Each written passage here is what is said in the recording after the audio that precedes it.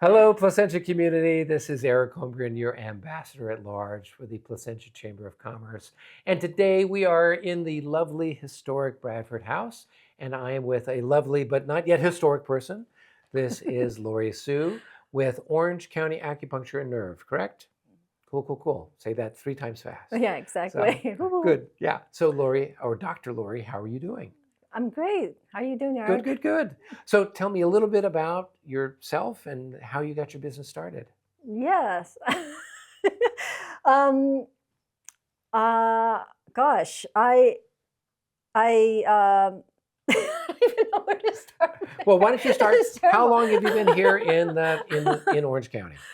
Oh, okay. Yeah. So we immigrated to Placentia. My grandfather did. So this Okay. is actually our immigrated hometown. Okay. And I did go to third grade here for 1 year Nice. in Placentia. So that's how I'm here. And so I moved away, did my work in a lot of corporate jobs.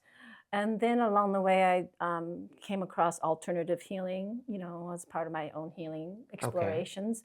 And I became an acupuncturist as a result, thinking that it would be really interesting to, incorporate this stuff that's, I'm sorry, no, just like do this for the rest of the job, my life as a career because it fits my values. Right. And also at the time, my mom had, some health issues, so it just allowed me to sort of learn deeply about how to bring in sort of this holistic medicine that is part of my culture and see if I can help my parents on top of whatever's going on with her with the Okay. messiness. So that's how I ended up doing this, and it's 10 years ago I just started on this journey. And 5 years ago, about 4 years ago, I opened up Orange County Acupuncture and Herbs in Okay. Fullerton post-COVID. And yeah, so that's where we So are now. before that, you were doing acupuncture, but you were working at other clinics. Yeah, so I was, the schooling, so schooling and, getting trained is about 4 years. Oh, okay. And then, yeah, and then once I got my license, then it was working with other people. And then COVID hit. Right. And then I took the opportunity to find a location closer. I found something closer in Fullerton as opposed to driving to LA. I was working in Right. LA. So I found something closer so I can be with my, closer, be at home in Placentia. So I opened up the clinic in 2021-ish, I Okay. think. And yeah, it's been like that. I'm just growing So the what business. what got you thinking about having your own business as opposed to just working as a clinician? Yeah, yeah. So, because I entered into this profession kind of in a late career change, I guess you could say I'm a little bit stubborn about like, like, I really wanted to work. I didn't want to do just something like, oh, just work for the insurance and do that. I really believed in something more. I wanted to feel like to bring this medicine to its potential because I've also seen in its ways like how it was when you do insurance, you could become a technician. Right. Because acupuncture is something that a lot of people still don't understand how it works, and so it was going into that space where there's a lot of pushback and cynicism, or people just don't understand how it works. Right. So for me, because I wanted to really understand, and so I wanted to do it, kind of figure out, have more freedom to do it right without being under the limitations of how to do it in an insurance framework. Okay. So when after working with other practitioners for a year or two, and then and then COVID hit, and then I really wanted to do something where I wanted to create a space that was safe and welcoming, for my patients, Right. and to spend time with my patients on a one-on-one basis for that hour to really help them, for me to understand what they're going through and for me to deliver that care Right. in a very personalized manner. Then that's when I realized I needed a space to do that. Um, and then to craft a space in the vision that I wanted to do to create Right. that environment for my patients.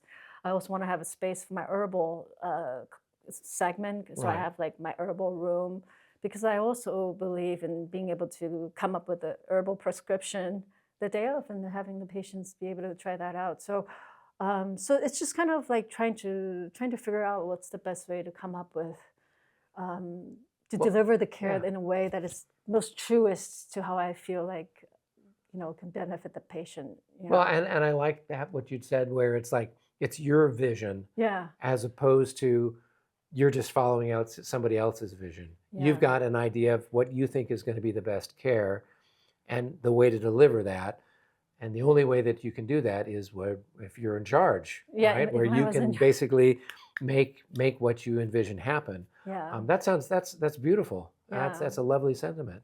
Thank you. So It was hard because it's kind of like you have to, because I have to, you have to say, okay, it's not that other people, whatever their way isn't working, but there was some limitations because I wanted to really show my patients that this medicine does work for the right reasons if we do it right, right. And it wasn't until I this is where I'm going to come across where I recently came across updated my understanding of the fascia, the right, science of the understanding of the fascia, where I really felt like, wow, now I can really put the updated understanding through the scientific um, research with this ancient knowledge, and then put it all together and deliver the care right. in that way.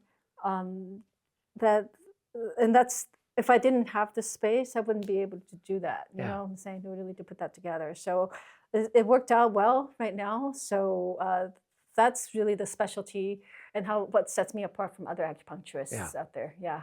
Well, it's very interesting. I'm a historian. Okay. And so one of the things that you always come across is our ancient ancestors were doing things that worked, but they had no idea why they worked. And it wasn't until the invention of the microscope and some of these other things that we suddenly realized, oh, there's these invisible bacterias and this and all the rest. Our ancestors knew, okay, we got to do this, and we're going to get this result, but they didn't know why it was. And so it sounds like with you that with acupuncture for a long time, people knew it worked, but they didn't know why it was working. So Exactly. now it looks like science is starting to make sense of some of the different things that are going on in the human body, where it's now, okay, now we know why it's working because of these different effects in the physiology. Exactly. Yeah. So what happens, and I'll just do a brief, short thing, is that the fascia the modern science, when they did the anatomy on dead body, the fascia would just congeal into this thick fibrotic tissue. So they Right, would just cut it out and go after the muscles and the organs because they thought they were the most interesting thing, and they thought the fascia was not doing anything other than holding things together. right, But as our modern technology and science got better, we were able to do better dissections. In the last 50 years, they started to do, research on the fascia has nerve endings, the fascia has receptors. It's not a dumb organ, it's an innervated organ. right, And it's very part of the nervous system, it's a sensory organ. And when you put all of that into the layers and understand what the layers were doing, then you're like, of course, then when the acupuncture is being inserted, it doesn't have to hit the nerve for it to work. It'd be right, working with the fascia. And there's a lot of research about if we restore the gliding of the fascia can now signal better, right, right? And that technique of tissue alteration, a manual technique of treating that fascia, is what is important, is that gives that additional understanding of why these treatments work. right, And so we have to have that scientific explanation so that we can deliver the care, and then for people to understand what we're doing to their body. And then when they see the results, they're like, oh, it makes more sense. It's no longer just like, energetics or anything right. like that. But there's actually a sign.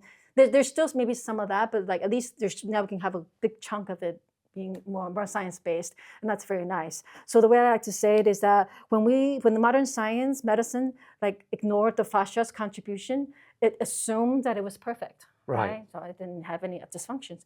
But we know that in reality, injury and mobility, the sickness can create dysfunction in the fascia, and then that it's no longer perfect, so we have to treat that. We have to Right. fix Just it. like Okay, anything yeah. else. Yeah. So, and that's what I do. That's what I do with acupuncture and manual therapy, and bring in that scientific understanding, updated, and then with the ancient knowledge, and bring Right. it together.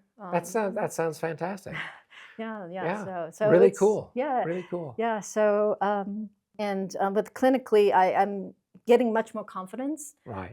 in treating my patients this way. It's called fascia informed acupuncture. So and um, and then yeah, it's just it just there's just a lot to talk I'm about. sure. But yeah, And so that would be a great reason for people to come down and see that's you, right. learn more Yes, about that. yes, yeah. But also to learn a little bit more about you. As you know, with our chamber chats, we're usually asking people to share some business experience or business wisdom. So, what's been a business challenge that you've had, and how have you overcome it? Yeah. So the brick and mortar business is something that I didn't anticipate doing when I started on this idea of becoming an acupuncturist. I thought that I was going to get my degree, get my license, and work for somebody. There's going to be a job where somebody's going to pay me a salary Right.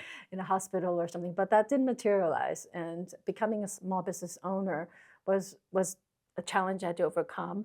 And then when I decided to work for myself and start a brick and mortar business, that's also something I did not know. So I did not have the network, the referral base of the community that allowed my business to grow in the right way. So that was one of my major challenges starting off. So what's when I started to go to different chamber meetings, business networking events, women's events, or something like that, really figuring out my community.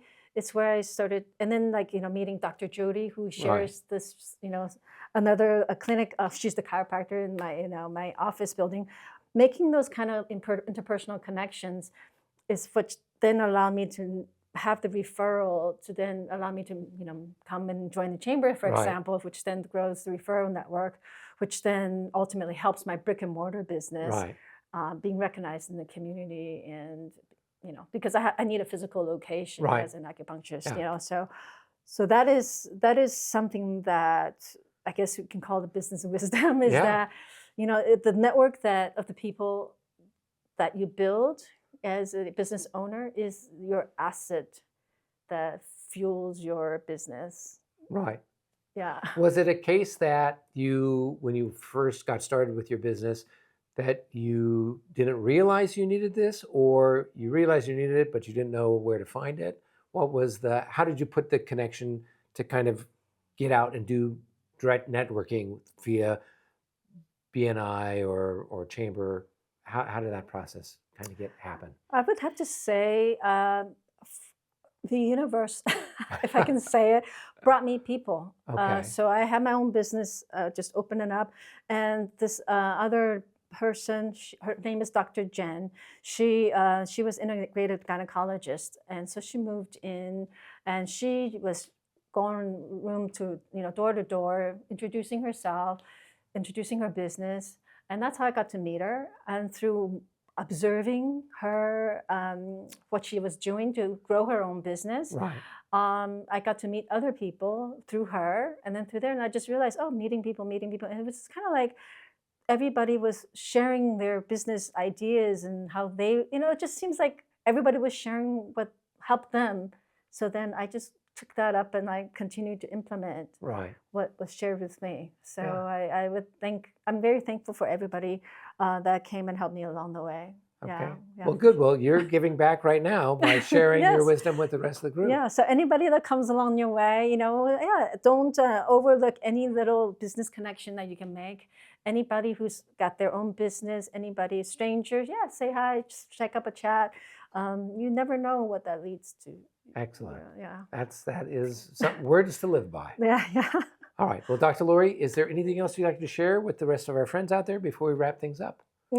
I just want to say, if you are curious about the fascia, you don't know what that word is, just come by and say hi to me in my clinic in Fullerton. Otherwise, join the chamber because it's the best chamber in the universe, fascia. So you get to do this. It's really fun. And Eric's amazing. Yeah. He's a great fencer. There you go. He'll teach you the other kind of acupuncture. Yes, exactly. Exactly. All right. All right. Well, Lori, it was great to catch up with you. And until our next episode, everybody, be well. Be well.